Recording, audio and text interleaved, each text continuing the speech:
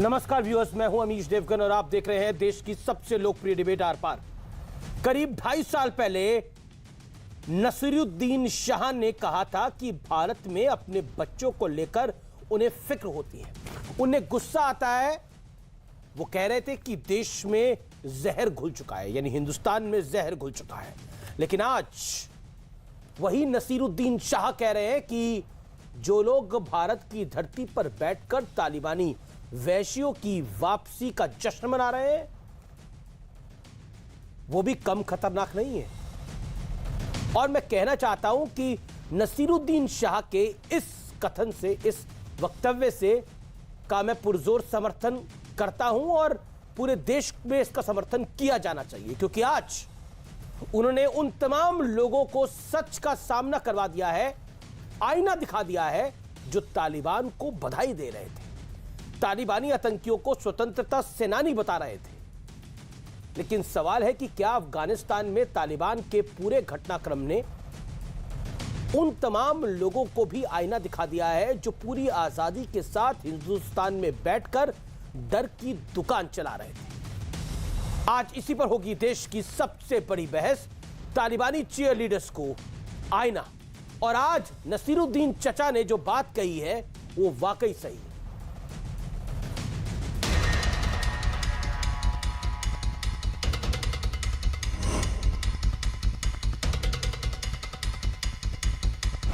अफगानिस्तान में तालिबान का दोबारा हुकूमत पा लेना दुनिया भर के लिए फिक्र का बायस है।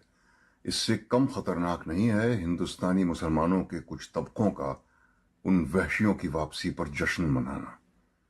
आज हर हिंदुस्तानी मुसलमान को अपने आप से ये सवाल पूछना चाहिए कि उसे अपने मजहब में इस्लाह, रिफॉर्म और जिद्दत पसंदी, मॉडर्निटी चाहिए या पिछली सदियों के वहशीपन का इक़दार, वैल्यूज।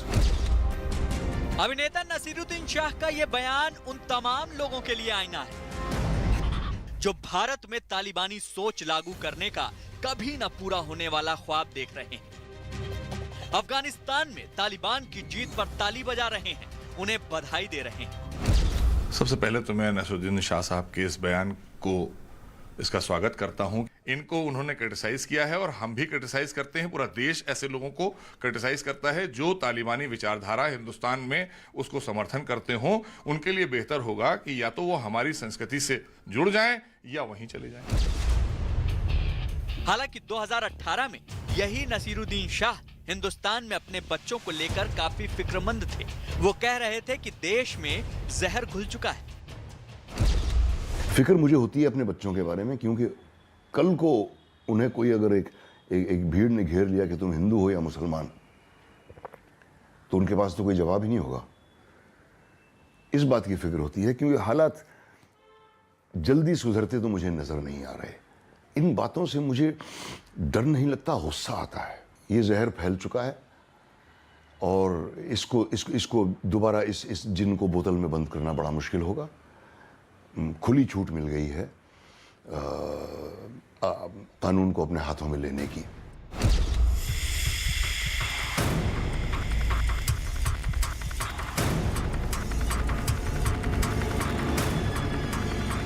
सवाल है, क्या अफगानिस्तान में तालिबानी क्रूरता ने सबकी आंखें खोल दी?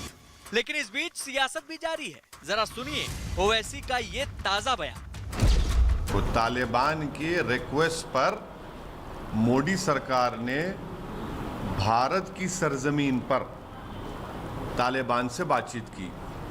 अब हम ये पूछना चाह रहे हैं मोदी सरकार से कि उनको क्या आपने कबाब खिलाया या उनको आपने दूध पिलाया या बगैर दूध की चाय पिलाई? इनको सिर्फ एक ही लगता है, एक ही फोकस होना चाहिए, कैसे देश को हिंदुत्व में तब्दील कर दिया जाए। हम इनसे कह रहे हैं ड्रामाबाजी बंद करिए, आप देश हित में बताइए कि क्या तालिबान के बारे में मोदी सरकार का मौक़िफ़ क्या है, पोजीशन क्या है, क्या वो टेररिस्ट है नहीं है। उधर तेजस्वी यादव देश में तालिबान की नई परिभाषा बता रहे हैं। आरजेडी ने उनका एक बयान ट्वीट किया जिसमें वो कह रहे हैं, देश में 2 तरह का तालिबान है, एक सरकारी तालिबान और एक संघी तालिबान। ये दोनों ही देश में कट्टरता और धार्मिक उन्माद फैला रहे हैं। देश संविधान से चलेगा, ना कि कट्टरपंथता से। लेकिन आज बड़ा सवाल है कि क्या नसीरुद्दीन शाह के आईना दिखाने के बाद भारत में तालिबान के पैरोकारों की सोच बदलेगी? आज इसी पर होगी देश की सबसे बड़ी बहस। तालिबानी चीयर लीडर्स को आईना। और अब वक्त है आर पार के सुप्रसिद्ध विश्लेषण का। तालिबानी प्रेमी ब्रिगेड को आईने का विश्लेषण। मैं पॉइंट वाइज पॉइंट आपको एक एक पॉइंट करके बताता हूं कि महत्वपूर्ण क्या है और विश्लेषण क्या है। गुट तालिबान का धोल पीटने वाले लगातार बेनकाब हो रहे हैं। इस देश में एक माहौल बना कि ये गुट तालिबान है, तालिबान 2.0 है।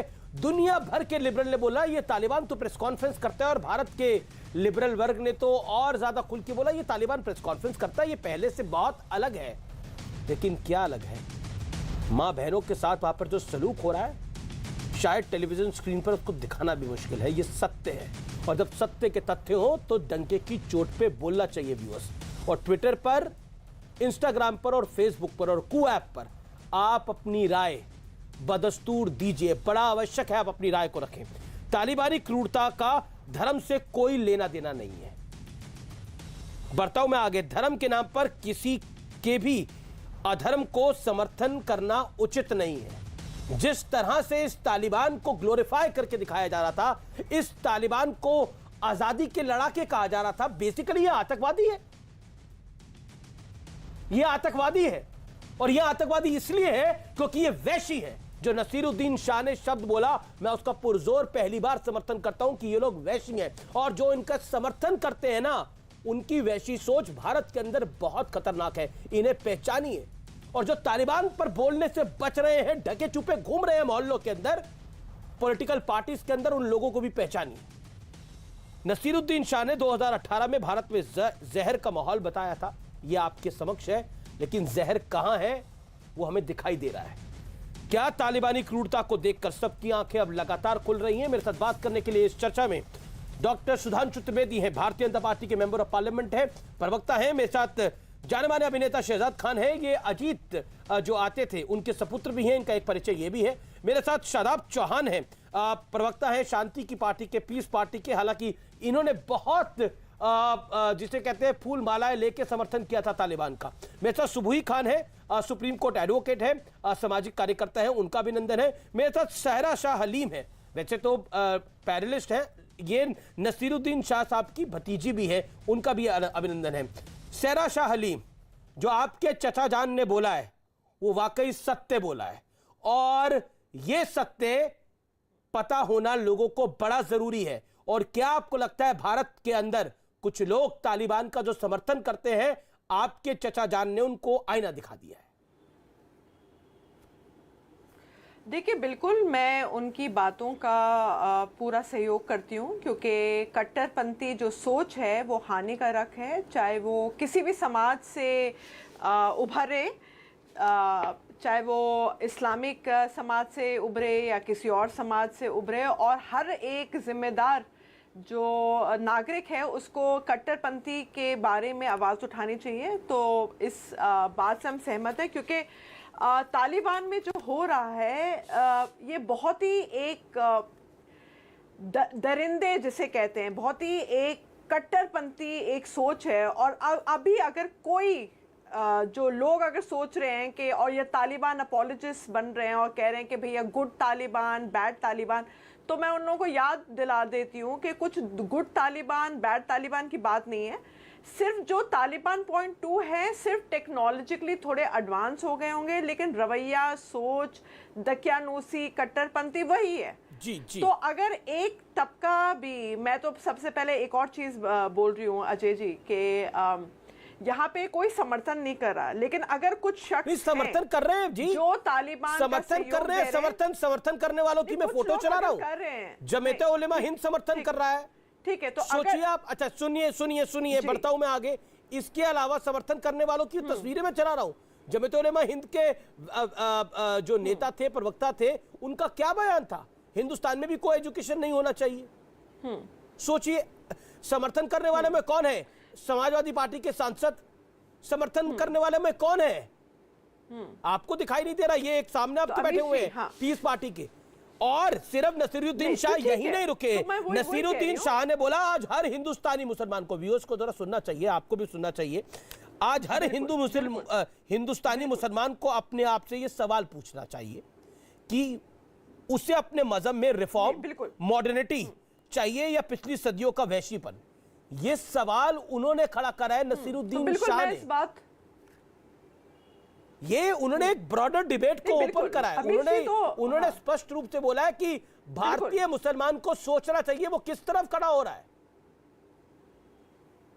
जी बिल्कुल। तो अभी एक चुनौतियां हैं आगे, बिल्कुल। अगर कोई भी दहशतगर्दी या एक्सट्रीमिज्म का सहयोग देगा किसी भी कोने में, मतलब विश्व के, ये बहुत ही शोकनीय है। यानी और भारत हर में एक तो को, अब हर एक इंसान को, हर भारत एक की हवा में मुसलमान तो को, हर नसीर एक साहब को हिंदुस्तानी जहर नहीं को दिख रहा है ना, 2018 में तो दिख रहा था। कट्टरपंथी-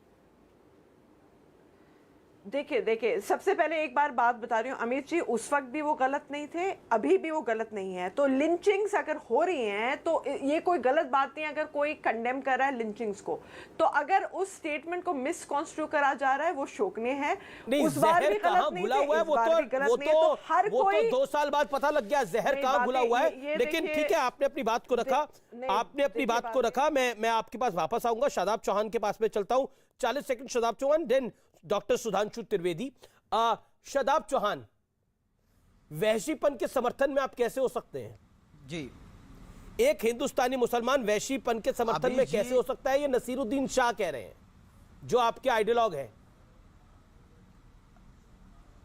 अमीश जी, हम लोग मानवता के चीयर लीडर हैं। हम लोग न्याय, देश हित और देश के नागरिकों के हित और देश की सुरक्षा के हित को सर्वोपरि रखते हैं। हमने इसीलिए कहा था कि देयर शुड बी डिस्कशन। और दीपक मित्तल साहब ने जब बात की है वहां के लोगों से, तो What हमने should कहा be कि the हमारे discussion, नागरिक कैसे Mr. वापस आए, ये हमारी प्रायोरिटी होनी चाहिए। मिस्टर शादाब चौहान, डिस्कशन क्या होनी चाहिए? तालिबान औरतों के साथ रेप करना, इस पे डिस्कशन होनी चाहिए। तालिबान लोगों की गर्दनें उड़ा रहा है, इस पे डिस्कशन होनी चाहिए। तालिबान के वैश्वीपन पर डिस्कशन होनी चाहिए या कंडेम होना चाहिए? 30 सेकंड और 40 सेकंड। अमीश जी, इस हिंदुस्तान के अंदर वहां क्या हो रहा है ये वो मामला है, लेकिन मेरे देश के अंदर लोग नफरत के चीयर लीडर हैं, लोग बलात्कार के चीयर लीडर हैं, जो लोग तिरंगा यात्रा निकालते हैं या मॉब लिंचिंग के तिरंगा चीयर यात्रा लीडर हैं, जिनको नफरत की चीयर लीडर मालाएं पहनाई जाती हैं। तिरंगा यात्रा दंगे के नफरत की आरोपी चीयर को, लीडर परिवार को और महिमा मंडन किया जाता है, तालिबान को या शॉल cheer उड़वाना, leader हैं। तालिबान या की तारीफ हिंदुस्तान में करना नफरत के चीयर लीडर प्यार हैं, की चीयर या लीडर है। सावरकर के चीयर लीडर हैं, या गोडसे के चीयर लीडर हैं, या गोडसे के चीयर लीडर हैं सर, या राबिया जो दिल्ली ना पुलिस गोडसे को किसी ने कांस्टेबल ग्लोरीफाई राबिया करा है। की वीर इज्जत सावरकर लूटी की आप जाती है, बात लेकिन मत डिबेट करिए। नहीं वीर होती सावरकर है। के बारे में आपको देश कुछ की आता पता राजधानी नहीं है। में, ठीक है, देश की राजधानी में राबिया देखिए की विषय पे रहिए, राबिया की इज्जत भागिए लूटी जाती है, मत। लेकिन कोई पूछता नसीरुद्दीन नहीं है। शाह ने जो और- आईना दिखाया उस पर आप क्या कहते हैं? नहीं। नसीरुद्दीन शाह ने जो आईना दिखाया है, मैं 20 सेकंड और दे रहा हूं। नसीरुद्दीन शाह ने जो आपको हो सकता है आईना दिखाया है उस पर आप क्या कहते हैं? मुझे नसीरुद्दीन शाह साहब या किसी के आईने की जरूरत नहीं। मेरे देश के संविधान ने जो अधिकार दिए, हम संघर्ष करेंगे। हो सकता है उन पे कोई पॉलिटिकल प्रेशर हो सकता है उन्होंने क्या बात कही है इसका जवाब वो देंगे। हमारे लिए आप देश क्या के क्या हित, कहना देश है? के नागरिकों के उन्होंने हित आपसे सवाल important है, पूछा इसीलिए है, हमने उन्होंने आपसे सवाल पूछा है। 313 ब्रिगेड- पर्सनली नसीरुद्दीन शाह ने आपसे सवाल पूछा। उनका सवाल आपसे ये है, आज हर हिंदुस्तानी मुसलमान को अपने आप से ये सवाल पूछना चाहिए कि उसे अपने मजहब में रिफॉर्म, मॉडर्निटी चाहिए या पिछली सदियों का वैशीपन? जवाब दीजिए इस बात का। हमें हर मुसलमान को नहीं, हर मानव को एहकाम इलाही निजाम मुस्तफा चाहिए, जिसलिए आज हमने कन्वेंशन बुला तो के निजाम मुस्तफा तो है तालिबान के अंदर कि जो आपने बोला ना, मानवता के आप ही हित ने को कहा था ना सर्वोपरि कि निजाम रखेगी, मुस्तफा का न्याय शासन आ के गया, हित को तो उस सर्वोपरि निजाम रखेगी मुस्तफा के और शासन के अंदर संपूर्ण मानवता मुसलमान को से न्याय डर के देने का मुसलमान काम भाग के आ रहा है यहाँ करेगी। पर। धर्म के नाम पर भेदभाव दुनिया भर में चला जा रहा है हम धर्म के मुसलमान, नाम पर लेकिन एक भेदभाव मुस्लिम नहीं कंट्री में नहीं चाहते। रहना चाह रहा। धर्म के नाम अरे पर सर, ये अत्याचार डर की नहीं जो दुकान चाहते। चला रखी थी हम ना, इसका धर्म के ढोल नाम फट पर गया। बलात्कार नहीं चाहते ये जो बेटियों डर का। की दुकान हम चला न्याय रखी चाहते थी हैं, हम आपने, देश हित को सर्वोपरि आपके रखते हैं। सहयोगियों ने भी हम धर्म के और नाम पर न्याय शाह साहब ने भी, उसका चाहते ढोल हैं। फट गया पूरी सब तरह से। धर्म के लोगों के साथ ठीक है, न्याय। ओके। डॉक्टर सुधांशु त्रिवेदी, देखिए डॉक्टर सुधांशु त्रिवेदी, बात जाती है तो कहते हैं दूर तलक जाती है, और नसीरुद्दीन शाह इस बात को दूर तलक लेके गए। उनके शब्द बहुत हैं, मैंने पीछे का हिस्सा बताया, मैं शुरुआत का हिस्सा बताता हूं। अफगानिस्तान में तालिबान का दोबारा हुकूमत पा लेना दुनिया भर के लिए फिक्र की बात है। इससे कम खतरनाक नहीं है कि हिंदुस्तानी मुसलमानों के कुछ तबकों का उन वैश्यों की वापसी पर जश्न मनाना। ये अपने आप में एक ब्रॉडर बात है, और उसके आगे उन्होंने जो बोला वो मैंने बताया। डॉक्टर त्रिवेदी, बीजेपी देखिए, मैं ये बात कहना चाहूंगा कि नसीरुद्दीन शाह साहब ने जो कुछ भी बोला है, भले ही उनके पहले विचार कुछ और थे और आज विचार बदले हैं, तो मैं इसका स्वागत करता हूं, क्योंकि जो अभी शादाब चौहान बोल गए उस पर मैं अभी बाद में आऊंगा। मैं सिर्फ पहले 1-2 पॉइंट बता के बात शुरू करता हूं। सबने देखा कि टेलीविजन के स्क्रीन के ऊपर एंकर के पीछे बंदूक लेके खड़े हुए लोग, और उसके बाद फ्रीडम स्पीच के चैंपियन चुप। महिला एंकर्स को पकड़ पकड़ कर बाहर कर दिया गया और कह दिया गया कोई जरूरत नहीं टीवी पे आने की। याद करिए वो सीन, वो भारत की महिलाएं गई थी ग्लोबल सीईओ ऑफ ट्विटर के पास, स्मैश ब्राह्मणिकल पैट्रियार्की। आज तालिबानी पैट्रियार्की पे मुंह में दही जम गया। चलो भाई, वहां कुछ ना बोलो। जिन लोगों ने यहां बैठ के उसका समर्थन किया, चाहे शफीकुर रहमान बर्क हो, सज्जाद नोमानी हो, असदुद्दीन ओवैसी हो, अरे धरना प्रदर्शन न करो तो एक बयान तो दे दो कि ये क्या बोल रहे हैं, चाहे जमाते उलेमा वाले व्यक्ति हों। मगर इसके बावजूद सारी की सारी चुप। अभी देखिए, शादाब चौहान के मुंह से एक बात निकल गई, निजाम मुस्तफा। जनाब, निजाम मुस्तफा तो अफगानिस्तान में है, फिर ये ISIS खुरासान और तालिबान किस बात के लिए लड़ रहे हैं? पंजशेर वैली का नॉर्दर्न अलायंस, ISIS के तालिबान, तीनों तो मुसलमान हैं, किस बात की लड़ाई है? यमन में सारे मुसलमान हैं, किस बात की लड़ाई है? सीरिया और इराक में सारे मुसलमान हैं, किस बात की लड़ाई है? पाकिस्तान में काहे बात के धमाके फटते हैं, किस बात की लड़ाई है भाई? तो जहां निजाम मुस्तफा है, सबसे ज्यादा जान के लाड़े तो वहीं पड़े हुए हैं। अब इन्होंने कहा, कितना बड़ा आरोप लगा दिया नसीरुद्दीन शाह जी के ऊपर कि साहब हो सकता उन्होंने पॉलिटिकल प्रेशर में बयान दिया हो। तो मैं साहब एक व्यक्ति का नाम कोट कर रहा हूं, बयान, जो ना सियासी हैं ना भारत के हैं, भाजपा संघ तो छोड़ दीजिए, उनका नाम है मार्क टेली, जो भारत में पत्रकारिता के सबसे बड़े स्तंभों में से एक है। BBC के पत्रकार रहे, एशिया के 26 साल हिंदुस्तान में रहे। उन्होंने 2019 22 सितंबर को द इक्वेटर मैगजीन में लिखा है कि भारत के मुसलमान सबसे अधिक भाग्यशाली हैं। और क्यों लिखा? उन्होंने कहा इसलिए भाग्यशाली हैं क्योंकि मैं हजरत निजामुद्दीन के एरिया में रहा, जहां एक तरफ हजरत निजामुद्दीन औलिया की दरगाह थी और सामने तबलीगी जमात का ऑफिस। 26 साल दुनिया का कोई मुस्लिम देश होता तो ये दोनों एक साथ नहीं रह सकते थे, पर भारत है, यहां के मुसलमान इसलिए भाग्यशाली हैं कि अपने मजहब में जैसे चाहे इबादत कर सकते। भूल जाइए हिंदू मुसलमान। शादाब चौहान, मैं आपको चुनौती देता हूं, एक कोई इस्लामिक देश बताइए जहां सारे के सारे फिरके पाए जाते हो इस्लाम के, सिवाय हिंदुस्तान के। और आज बताइए, हम सूफी मत की बात करते हैं जिसको बड़ा गौरवशाली व्यवस्था बताई जाती है इस्लाम की। सूफियों एक वाक्य पूरा कर लूं। सूफियों के 4 सिलसिले हैं, नक्शबंदी, सोहरावर्दी, चिश्ती और कादरी। अब बताइए अफगानिस्तान में कितने बचे, पाकिस्तान में कितने बचे, और तो छोड़िए कश्मीर घाटी में कितने बचे? वहीं बचे जहां पर कि हिंदू मेजॉरिटी में, जहां भारतीय संस्कृति बची हुई है। वरना मैं कह रहा हूं, बता दीजिए कोई एक देश बताइए जहां 72 के 72 फिरके हो, और एक कोई जगह बता दीजिए भारत के अंदर जहां मुस्लिम मेजॉरिटी में हो गए हो और चारों फिरके सूफी मतों के पाए जाते हो। बता दीजिए, बताइए शादाब चौहान, 30 सेकंड आपके पास बताने के लिए। आपका वक्त शुरू होता है अब। ओके। सुधांशु जी जितने परिपक्व व्यक्ति हैं, मैं उनका बड़ा सम्मान करता हूं, इतिहास की बड़ी जानकारी उनको है। लेकिन अजीब बात यह है कि वो अहकाम इलाही निजाम मुस्तफा का मीनिंग नहीं जान पाए, समझ नहीं पाए। एक इंपॉर्टेंट बात बताऊं, पूरी दुनिया में क्या हो रहा है, इट्स नॉट माई कंसर्न। मेरा कंसर्न है कि मेरा वो हिंदुस्तान जिसके लिए मैंने ठुकरा दिया जिन्ना की आइडियोलॉजी को, जिसके लिए मैंने आजादी की लड़ाई में अपने आप को कुर्बान कर दिया, जो मेरा वतन है, इस वतन को सींचा लहू से मैंने है, उस पर आज मुझसे क्वेश्चन करते हो सुधांशु जी। ये मेरा देश है, मैं ब्रिगेडियर उस्मान बनता हूं, टीपू सुल्तान बनता हूं, वीर अब्दुल हमीद बनता हूं और इरफान पठान बनता हूं, तो हैट्रिक लेकर के दिखा देता हूं, कभी AR रहमान भी बन जाता हूं। लेकिन निजाम मुस्तफा का मतलब धर्म में परिवर्तित करा देना नहीं है। निजाम मुस्तफा का मतलब है बेटियों को बिना भेदभाव के न्याय दिला देना। निजाम मुस्तफा का मतलब तो तालिबान में कौन सा निजाम मुस्तफा है जिसका आपने स्वागत किया था? बिल्कुल आपने बोला आपको भारत की बात करनी चाहिए, तो तालिबान में जब सबसे पहले ये वहशी दरिंदे आए तो स्वागत करने के लिए आप क्यों गए? सवाल होगा आपसे। सुधांशु त्रिवेदी, अब आप बोलिए 30 सेकंड के अंदर। लेकिन फिर क्या आप नहीं बता पाए कि 72 के 72 फिरके किस मुल्क में मिलते हैं, किस मुस्लिम मुल्क में मिलते हैं, वो आप नहीं बता पाए। वो बताइएगा, इंतजार रहेगा, कार्यक्रम के आखिर तक भी बता दीजिए तो अच्छा रहेगा। 72 के 72 फिरके किस मुल्क में मिलते हैं, उसका जवाब आपके पास नहीं है। सुधांशु त्रिवेदी, 30 सेकंड। करोड़ देवताओं की पूजा होती है, मेरा भारत है। मेरे उत्तर प्रदेश में ठीक है, आपने अपनी वक्तव्य को रखा। जहां अलग अलग जी, मैं अभी हर विषय पे आ रहा हूं। ओके, आपने अपनी बात को रखा। अभी अम्बेडकर कहां से बीच पे आ गए? तालिबान के बीच में अम्बेडकर कैसे आ गए? अम्बेडकर का क्या काम है इस विषय पे? पर जो अत्याचार अब अपनी बात को रखिए। एक सेकेंड। मुंह में अम्बेडकर की बात करते हो और स्वागत तालिबान का करते हो, इसलिए अम्बेडकर जी की बात मत करो आप। ओके, सुधांशु त्रिवेदी जवाब। देखिए, इन्होंने दो पॉइंट कहता हूं। एक तो उन्होंने कहा हम तो महिलाओं की बराबरी की बात करते, तो आज शादाब चौहान कहते हैं आज से 4 बीबी का जो फरमान है उसको मैं खत्म करता हूं, और तलाक का अधिकार मुस्लिम महिलाओं को भी मिलना चाहिए, जैसे बाकी कम्युनिटीज में हम लोग क्या डाइवोर्स पुरुष भी दे सकता है, स्त्री भी। और जब मेहरम हमने खत्म किया तो आपने विरोध क्यों किया था? ट्रिपल तलाक का विरोध, चलो वो छोड़ दीजिए, आज ये 2 चीजें घोषित कर दी है। दूसरी बात, आपने ये बात कही कि देशभक्ति, इसमें कौन सवाल उठा रहा है? तो आज मुझे बता दीजिए कि कौन सा भारत का वह सैन्य अधिकारी था जिसने कसम खाई थी कि पाकिस्तान के खिलाफ ये फला जंग जब तक जीत नहीं लूंगा तब तक महाराणा प्रताप की तरह पलंग पे नहीं जमीन पे सोऊंगा। ये मैं पहले भी एक बार बोल चुका हूं। कौन सी लड़ाई के लिए, किस जगह को जीतने के लिए किस अधिकारी ने यह कसम खाई थी? नाम बताइए आप। शदाब, सबसे पहले मैं आपको एक चीज बहुत ही स्पष्टता के साथ, हाँ मैं जवाब दे रहा हूं आपको। एक चीज स्पष्टता से कह दूं, 72 फिरके कहां पे है? ये आप अधिकारी महिलाओं कौन है? के अधिकार की बात कर रहे हैं तो अरे सुन तो, जो पहले क्वेश्चन के टर्न बाय टर्न आ रहा हूं, अब परेशान ना होइए।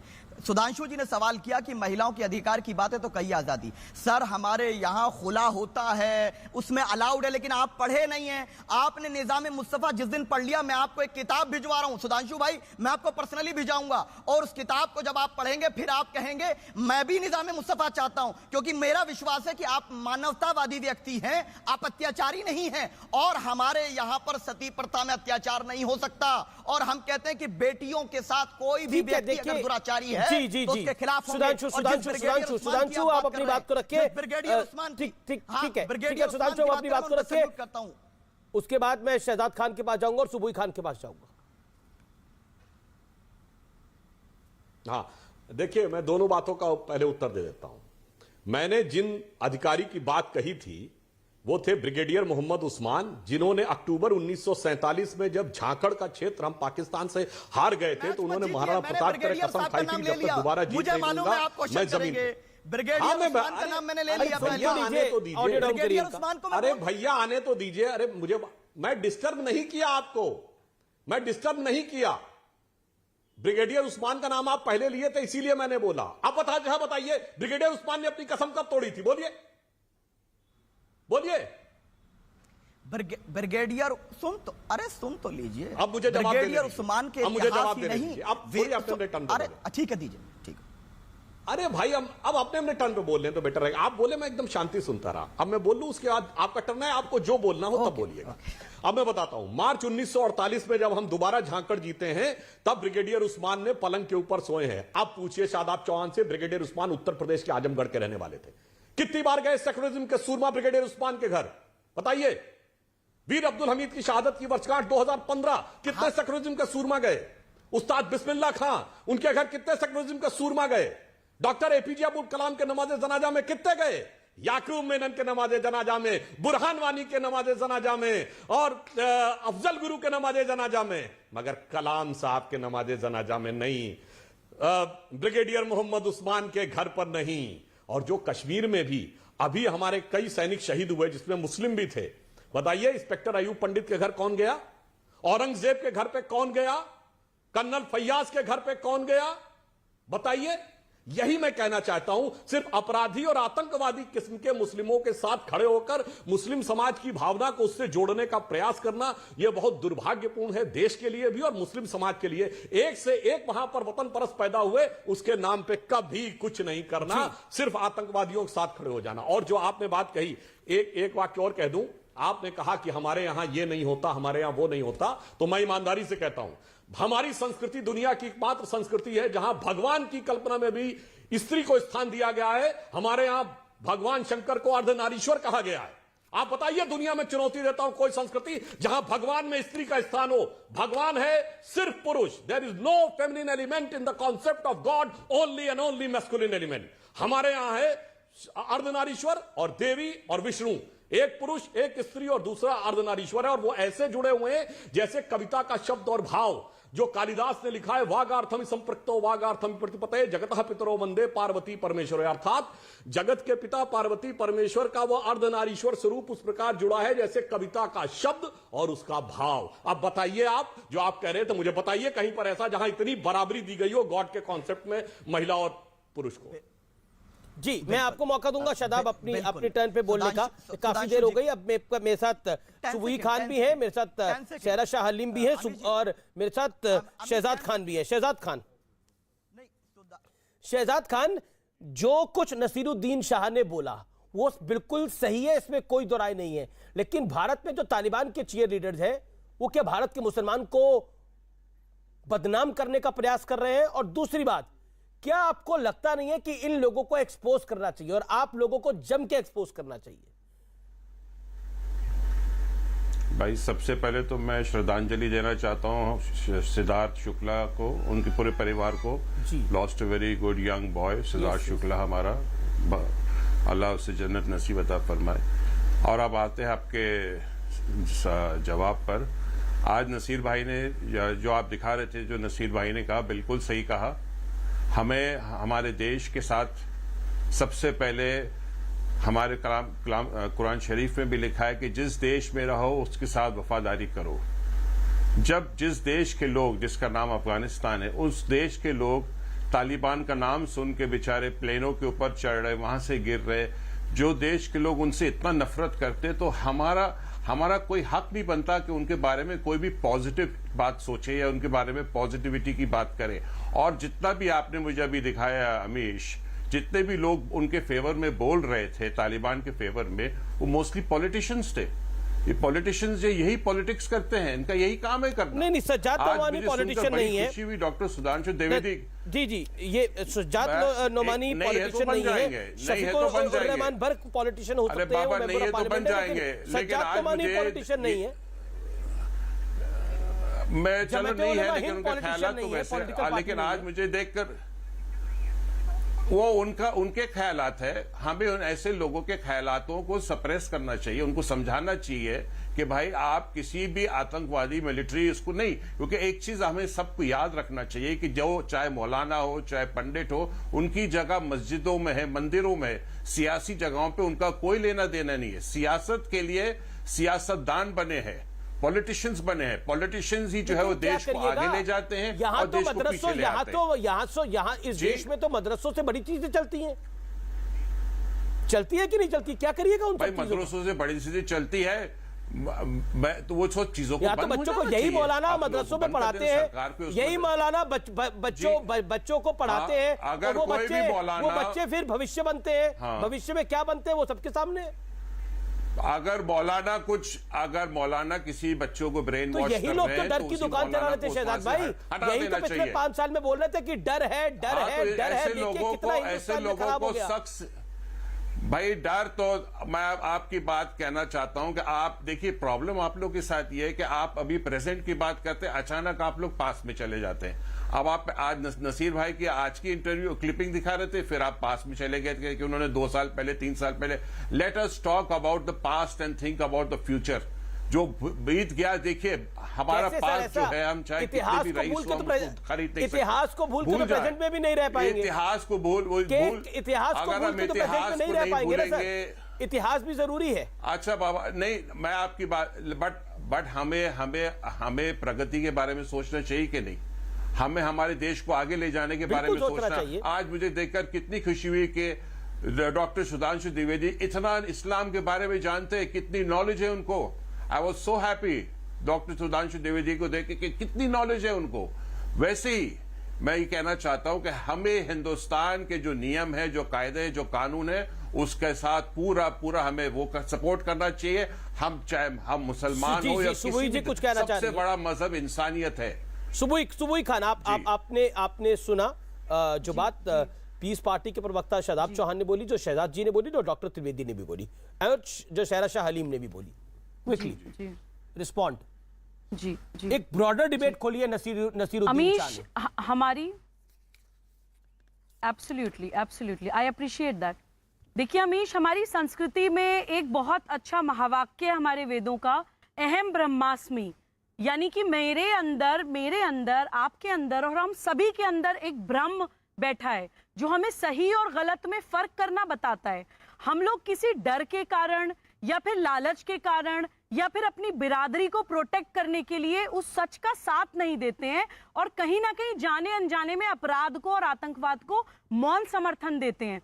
नसीरुद्दीन शाह जी ने पास में जो भी स्टेटमेंट्स बोली, आज मैं उनकी स्टेटमेंट का सम्मान करती हूँ कि उन्होंने अपने अंदर की उस डिवाइन आवाज को सुना और उसको मुखर होके आगे आके बोला भी। पूरे विश्व के मुसलमानों को ये मनन करने का समय आ गया है अमीश, ना ही सिर्फ भारत बल्कि पूरी दुनिया में इस्लाम के नाम पर ये नंगा नाच हो रहा है। मैं 2 लाइनों में अपनी बात बोलना चाहती हूँ, सारे मुसलमानों को ये प्रिंट आउट करके अपने घरों में पेस्ट कर लेना चाहिए। ता कयामत जिल्लत मुकर्रर हुई तेरी तकदीर के साथ, कत्ल जब शब्बीर हुए नाराए तकबीर के साथ। ये इस्लाम का काला इतिहास हमें जानना पड़ेगा कि इस्लाम के नाम पर मुसलमान ही मुसलमान को मारता है। इस्लाम और इस्लामिक स्टेट में फर्क समझिए। निजाम मुस्तफा की बात कर रहे हैं यहाँ पे शादाब चौहान। मुस्तफा का मतलब क्या होता है? चयनित, द चोजन वन। मुस्तफा की आपने सारी औलादों को, सारी उनकी पूरी पीढ़ियों को, नस्लों को तो आपने इस्लामिक स्टेट के नाम पे नाश कर दिया। आपने खलीफा सिस्टम बैठाने के लिए, पूरे विश्व में इस्लामिक स्टेट बनाने के लिए इस्लाम की एक बहुत बड़ी परसेंटेज इस्लाम नहीं रह गई है, अब इस्लामिक स्टेट बन गई है। सारे संगठन उसमें काम कर रहे हैं और तालिबान को जो प्रोटेक्ट करने वाले हमारे देश में बैठे हैं वो खतरनाक इसलिए अमीश क्योंकि वो इंपॉर्टेंट पोजीशंस पर बैठे हैं। वो लोग धर्म सत्ता संभाल रहे हैं, वो लोग राज सत्ता संभाल रहे हैं। मुसलमान यूथ को अब खड़े हो जाना चाहिए। बहुत अच्छा बोला सुधांशु त्रिवेदी जी ने कि कोई इस्लाम के खिलाफ नहीं है इस देश में, इस्लाम को टॉलरेट नहीं किया गया इस देश में, उत्सव की तरह मनाया गया है, सेलिब्रेट किया गया है। अपने हीरो सुधार लीजिए। अब कसाब को प्रोटेक्ट करने के बजाय एपीजे कलाम का सम्मान करना सीखिए, ब्रिगेडियर उस्मान का सम्मान करना सीखिए, इब्राहिम गार्दी का सम्मान करना सीखिए, वीर अब्दुल हमीद का सम्मान करना सीखिए, अशफाकुल्लाह खान का सम्मान करना सीखिए। कौन मना करता है आपको कि आप मुसलमानों को अपना आइडियोलॉग मत बनाइए, लेकिन ढंग के मुसलमानों को अपना आइडियोलॉग बनाइए। जमियात उलमाए हिंद जैसे संगठन जो आपके सामने नैरेटिव क्रिएट करते हैं कि हम इंडिपेंडेंस की लड़ाई में अंग्रेजों के खिलाफ लड़े, वो खिलाफत मूवमेंट एस्टैब्लिश करना चाहते थे भारत में, अंग्रेजों को भगा के खलीफा बैठाना चाहते थे भारत में। उनके आइडियोलॉग शाह वलीउल्लाह देलवी थे जिन्होंने अहमद शाह अब्दाली को भारत में चिट्ठी लिखकर बुलाया था आक्रमण करने के लिए। थर्ड बैटल ऑफ पानीपत हारे थे हम उस कारण। थोड़ा सा इतिहास जान जाइए मेरे भाइयों, भारत भूमि नहीं है, भारत माता है। अगर गलती से कभी इस्लामिक स्टेट में जाके रहना पड़ गया तो जान के लाले पड़ जाएंगे। इस खुशकिस्मती तो रियलाइज हो रहा है, ये तो नसीरुद्दीन शाह को भी रियलाइज हो रहा है। 2018 में उन्होंने क्या बोला था और आज उनको रियलाइज हो रहा है कि बगल में एक इस्लामिक स्टेट बनी है या फिर तालिबान आया है। अफगानिस्तान की स्थिति जो हुई है वो हमारे सामने है। और एक चीज आपने, शादाब चौहान सुबुई जी की बात का जवाब दीजिएगा 40 सेकंड के अंदर, देन मैं शारा शाह अलीम की बात जा रहा हूं। शादाब चौहान। आमिर जी, जब सारे दुनिया की बात हो रही है लेकिन दिल्ली की एक कांस्टेबल साबिया सैफी की बात नहीं होती। हम बात कर रहे हैं किस देश में क्या हो रहा है, लेकिन मेरे देश की बात आप करने तैयार नहीं। मैं सुधांशु जी से कह रहा हूं, मैं बहुत सम्मान करता हूं, आप इतिहास के जानकार हैं। मैं कह रहा हूं कि आप मर्यादा पुरुष श्री राम का सम्मान करते हैं तो माता सीता रूपी महिलाओं को आज देश के अंदर आ गए। चर्चा किस विषय पे हो रही है? भगवान राम और माता रूपी सीता, कहां पे आ गए आप विषय पे रहिए ना। वध कीजिए श्री राम के रास्ते पर चलकर सरकार। एक सेकंड देखिए, एक तो हर चीज में श्री राम का नाम मत लीजिए। एक सेकंड, नहीं, आपने उस दिन भी जैन मुनियों के बारे में बोला था। हर वक्तव्य में भगवान श्री राम का और माता सीता का नाम लाने की आपको आवश्यकता नहीं है। आप अपने वक्तव्य को रखिए, अपनी बात को सपोर्ट करिए, आपको जैसे करना है। आप ही तालिबान के चरणों में फूल डाल रहे थे। क्यों डाल रहे थे फूल? आप परिवार का मामला है, तालिबान के चरणों में काहे फूल डाल रहे थे आप? मैं क्यों नहीं बोलूंगा, मेरा परिवार है। तालिबान के चरणों में फूल क्यों डाल रहे थे आप? और नसीरुद्दीन शाह आपको लग रहा है धमक के बोल रहे हैं बात, उनको धमकाया जा रहा है इसलिए बोल रहे हैं। ओके, सुबुई खान जवाब, शादाब चौहान की बात का जवाब। सुबुई खान, शादाब चौहान की बात का जवाब 30 सेकंड। सुबुई खान बोलिए। जी अमीश देखिए, ये लोग मुसलमान यूथ को विक्टिम कार्ड देकर उनको भारत के खिलाफ खड़ा करना चाहते हैं। यही माइनॉरिटी विक्टिम कार्ड है। मैं बोलती हूँ मुसलमान युवाओं को क्रांति करनी चाहिए कि नहीं हम नंबर में माइनॉरिटी, हम भारत के बच्चे हैं, हम सब आपस में भाई बहन है। 30 करोड़ माइनॉरिटी नहीं होते हैं। 135 करोड़ लोगों में अगर 2 या 3 अपराध हो जाते हैं तो ये लोग मॉब लिंचिंग का नाम ले देते हैं। लेकिन पूरे विश्व में इस्लाम के नाम पर आतंकवाद फैल रहा है, लेकिन terror has no religion, terror has no religion. पूरे विश्व में सेकंड लार्जेस्ट फेथ हो गए आप, तलवार की नोक पर इस्लाम फैला फैलाकर, लेकिन आतंकवाद का कोई मजहब नहीं है आपकी नजर में। हर आतंकवादी मुसलमान पाया जाता है, लेकिन आतंकवाद का कोई मजहब नहीं है आपकी नजर में। लेकिन 135 करोड़ लोगों में अगर 2 या 3 मुसलमान बच्चों के साथ कोई अपराध हो जाता है तो भारत लिंचिस्तान हो जाता है आपकी नजर में। ये दोहरा चरित्र देश को दिखाना बंद करिए, दोहरा चरित्र देश को दिखाना बंद करिए शादाब चौहान। लेकिन इस्लाम के नाम आप पर गांधी जी के हत्यारों के खिलाफ एक शब्द नहीं बोल सकते हैं। आप राजीव जी की हत्या करने वाले आतंकवादियों के खिलाफ नहीं बोल सकते हैं। आप सिखों की हत्या करने वाले आतंकियों के खिलाफ नहीं बोल सकते। दिल्ली के अंदर जो नंगा नाच हमारे सिख भाइयों के साथ हुआ, उसके खिलाफ एक शब्द बोलने की हिम्मत नहीं है आपकी। आप भारत के अंदर वो आतंकवादी जिन्होंने इस देश के अंदर नफरत फैलाई, एक शब्द नहीं बोल सकते। आप बताइए सिखों का हत्यारे कौन थे? सिखों का कत्ल करने वाले आतंकी कौन थे? इंदिरा गांधी के कातिल कौन थे? राजीव गांधी के कातिल कौन थे? महात्मा गांधी के कातिल कौन थे? सिखों के कातिल लेकिन शहरा शाह हलीम और सुधांशु त्रिवेदी, शहरा शाह हलीम, इन्हीं लोगों ने नैरेटिव को फैलाया, इन्हीं लोगों ने माहौल को खराब किया कि देश में डर का माहौल है। इन्हीं लोगों ने नैरेटिव फैलाया कि सीए से एक कौम की सिटीजनशिप चली जाएगी, जो कि कुछ नहीं हुआ। इन्हीं लोगों ने तो फैलाया। आज नसीरुद्दीन शाह इनको भी आईना दिखा रहे हैं, आपके चचा जान आज इनको भी आईना दिखा रहे हैं कि देखिए झूठ के पैर नहीं होते। इन्हीं लोगों ने तालिबान का समर्थन किया, इन्हीं लोगों ने सीओ को गलत बताया, इन्हीं लोगों ने 3 तलाक के खिलाफ बोला, और आप देखिए इन्हीं लोगों ने सुप्रीम कोर्ट तक पे सवाल खड़ा करने के प्रयास किया, जो तालिबान के वैश्वीकरण का समर्थन कर रहे हैं। कह रही हूं कि कट्टर, देखिए पहली बात यह है कि बहुत कुछ कम एक मिनिस्क्यूल माइनॉरिटी कुछ इंडिविजुअल्स होंगे जो अपने व्यक्तिगत जो सोच रखे हैं सामने, और ये जो है पूरे कौम का ये व्यू पॉइंट नहीं है। मैं एक बात ये करूँ, दूसरी बात ये मैं कह रही हूँ, कट्टरपंथी का विरोध करना, उनने तो किसी कम्युनिटी का नाम नहीं लिया जब लिंचिंग हो रही थी, लेकिन ये एक हर एक जो मानववादी विचारों के साथ जो समर्थन करता है, अगर वो देखेगा दिन दहाड़े कुछ लोग हैं कट्टरपंथी जो लिंचिंग कर रहे हैं, तो एक रिस्पॉन्सिबल, एक जिम्मेदार इंसान को उस बात को कंडेम करना चाहिए।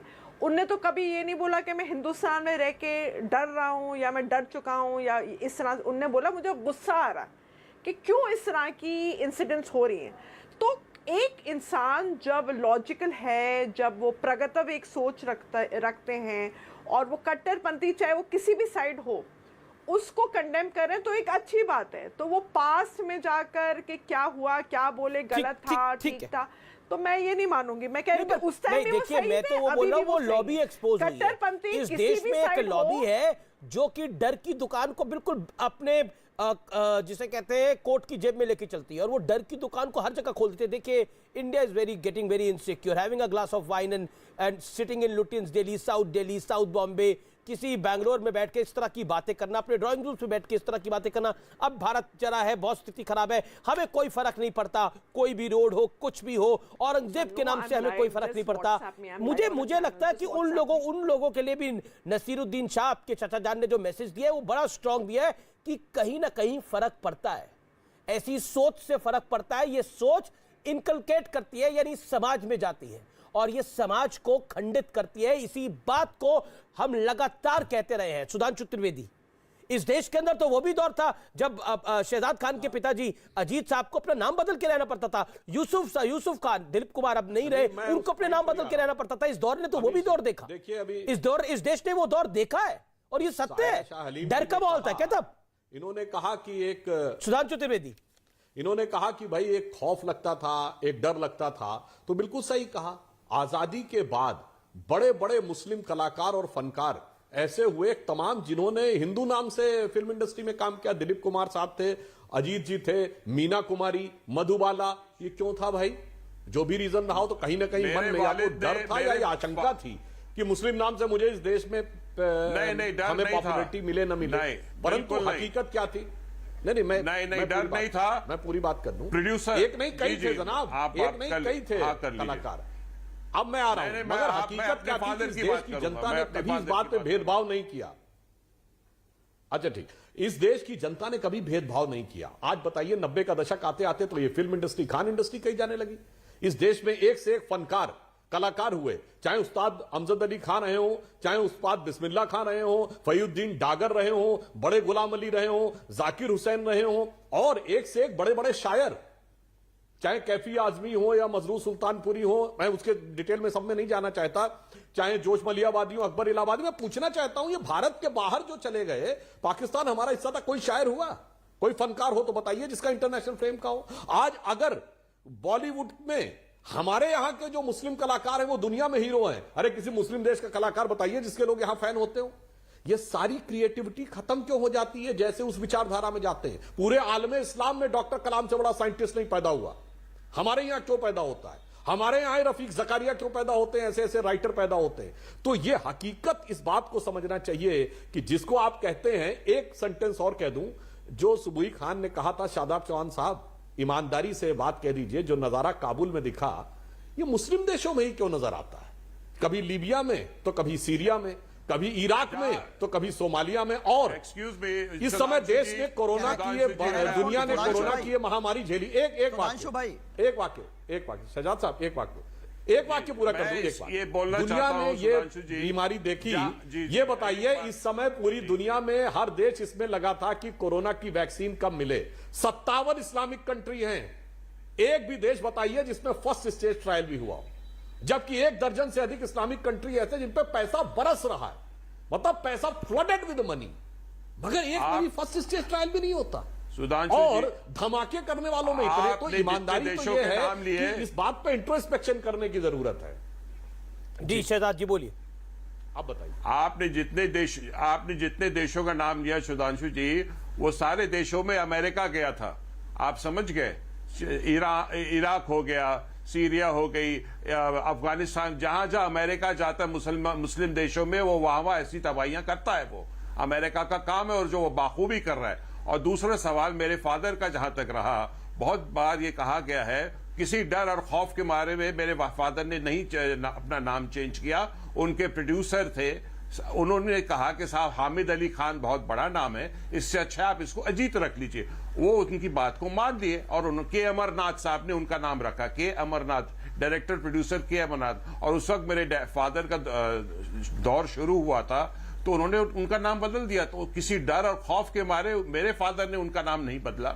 मैं आपको ये बात क्लियर कर देना चाहता हूं आपके चैनल के जरिए, पर नाम किसी तो डर और हामिद खौफ की भी वजह हो से सकता था। मेरे ठीक है, फादर ठीक ने है, ओके, उनका नाम नहीं बदला। सुधांशु जी को मौका। हामिद अली खान नाम था उनका। सुधांशु जी जवाब। जी हाँ बिल्कुल, मुझे याद है जब उनकी डेथ हुई थी, तब मुझे टीवी पे, मैं ईमानदारी से बता रहा हूं, जब उनकी डेथ हुई और टीवी पे उनका पूरा नाम बताया गया, तब मुझे पता चला कि उनका असली नाम ये था, वरना हम तो बचपन से उनको यही जानते रहे।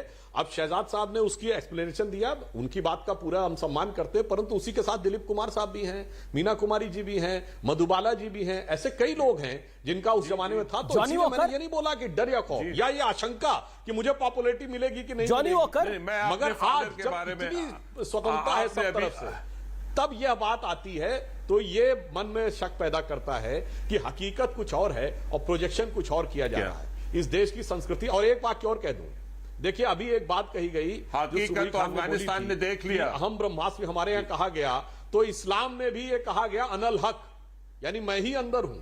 हमारे यहां कहा गया भारत में कि अंदर की यात्रा करो, अंदर खुद को जीतो, दुनिया जीतो नहीं। और इसीलिए हमारे यहां सूफी शायर ऐसे हुए जिन्होंने, जानते क्या शब्द बोला, उन्होंने कहा कि हम आप ही को अपना मकसूद जानते हैं, I am my self my destination. हम आप ही को अपना मकसूद जानते हैं, अपने अलावा किसको मौजूद जानते हैं, और खुद अपनी राह खोजने हम जल बगर हुए थे, इस राज को तो केवल मादूद जानते हैं। बस अफसोस ये है कि बजाय अंतर की यात्रा करके खुद को दूसरों की जय से पहले खुद को जय करें, हम दुनिया वाले में पड़ गए, उस चक्कर में दुनिया में तबाही मचने लगी। शादाब समस्या ये है कि जब शादाब सवाल को सुनिए, शादाब समस्या ये है कि जब आप सीए का विरोध करते हैं बिना पढ़े बिना जाने और बोलते हैं देखिए इसमें एक धर्म के लोगों को सिटीजनशिप उनकी चली जाएगी, वो झूठ निकला, प्रपंच निकला। आज सीए को आए हुए कितना समय हो गया, किसी की सिटीजनशिप नहीं गई, आप भारत के नागरिक है ना और रहेंगे आता उम्र तक, इसमें कोई दोहराई भी नहीं है, लेकिन झूठ बोला गया, प्रपंच बोला गया। इसके अलावा हर चीज में हिंदू मुसलमान का जहर घोल देना यह बहुत खतरनाक है। तालिबान के विषय के अंदर अब तालिबान के साथ इसलिए खड़े हो गए, वहां पे निजामे मुस्तफा है, अरे कोई भी हो वहां पर गलत काम गलत है, गलत काम के साथ कोई कैसे खड़ा हो सकता है? आप ही मेरे कार्यक्रम में आके बोलते हैं हम स्वागत करते हैं इनका। किसका स्वागत कर रहे हैं आप? जो औरतों के साथ रेप कर रहे हैं, जो छोटी छोटी बच्चियों को उठा के लेके जा रहे हैं, किनका स्वागत कर रहे हैं आप लोग? बताइए। बहुत ही संजीदगी से सुधांशु भाई का जवाब देना चाहता हूं। हमारे देश के अंदर क्या हो रहा है ये इंपॉर्टेंट है। अभी अमेरिका का जिक्र आया, मैं आपको बता दूं कि मोदी जी के दोस्त डोनाल्ड ट्रंप ने इंडिया का $3 ट्रिलियन पैसा, हमारा टैक्स पेयर का पैसा, आपका पैसा अफगानिस्तान में बर्बाद करा दिया। उसको कौन टेक ओवर करेगा? अमेरिका से समझना पड़ेगा। अमेरिका तो भाग गया, दोस्त धोखा देकर भाग गया, उस पर हमारी पॉलिसी क्या है? जो हमारी सरकार की फॉरेन पॉलिसी होगी हम उसके साथ खड़े हैं, लेकिन हम लोगों की अरे आप अपनी पॉलिसी की बात करिए, सरकार की फॉरेन पॉलिसी सरकार की फॉरेन पॉलिसी है तो दिखाई दे गई। जो विदेश मंत्री ने बोला वो सरकार की फॉरेन पॉलिसी है, आपको समझ में नहीं आ रही क्या? आपकी पॉलिसी क्या है? तालिबान का समर्थन करना। दोस्त अमेरिका कहां छोड़कर भाग गया? अब नसीरुद्दीन शाह कह रहे हैं कि अपने मजहब में रिफॉर्म, मैं ये सवाल मुसलमान से पूछना चाहता हूं, उसे अपने मजहब में रिफॉर्म मॉडर्निटी चाहिए या पिछली सदियों का वैश्वीपन? जवाब दीजिए इस बात का। No reform needed, no reform needed. Okay, Subui Khan जवाब, इन्हें कोई रिफॉर्म नहीं चाहिए। Okay, We reject any suggestion.